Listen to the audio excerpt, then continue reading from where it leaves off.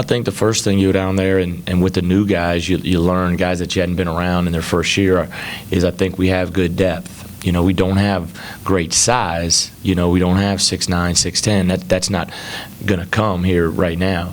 But we have great depth. I thought Darrell Bowie played exceptional down there. I thought Donovan Jackson, especially in the Miami game, you know, played really, really good for us. Nick Babb, I'm obviously a big fan of his. You know, and with those guys and Solomon Young out, we really, unless I'm forgetting somebody off the top of my head, you know, those three guys played really well down there. You know, we got to get Matt some more shots. We got to find ways to get him some more shots. But I found out that, you know, I think a character of our team is very, very good.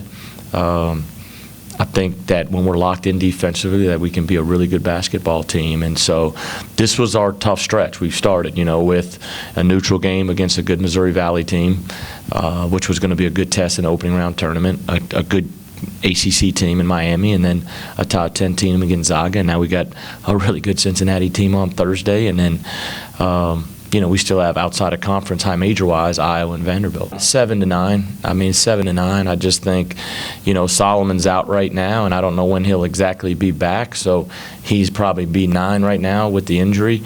But those 8 guys, I think they're going to play. And, you know, everybody, each game isn't going to be exactly happy with their minutes, but they got to produce when they're in. And, you know, most of the guys off the bench are going to play in that 15 to 25-minute range, which is good if they, you know, and, you know, like I said, some games with foul trouble it's going to be more. Some games with style of play it's going to be more. And but I think 7-9 is what you look at. You know, the biggest thing is we got to do what we did against Gonzaga. You know, I think Miami and Gonzaga are both plus 12 in rebounding margin, and we were even with Gonzaga and -1 against Miami.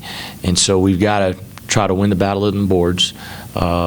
We need our guards to rebound. If you look just right now, I just looked at Monte's averaging 5, Deonte is averaging 9, Naz 7, you know, Darrell Bowie 7.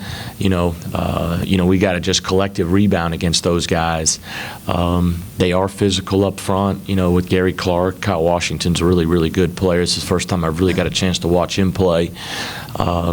Jacob Evans is a true wing that can play. They can go small and put him at the 4 and try to do a mismatch like we do with Burton. And so, but they're good. They change defenses, the matchup zone, the 2-2-1, and so we got to just make sure we're getting a good shot every time down against them. I think we'll match the intensity, especially being here in Hilton. Yeah, I think so. The 29 points were great. You know, that may not happen every night, you know, because you're going to miss shots or teams may be playing us different ways to take him away.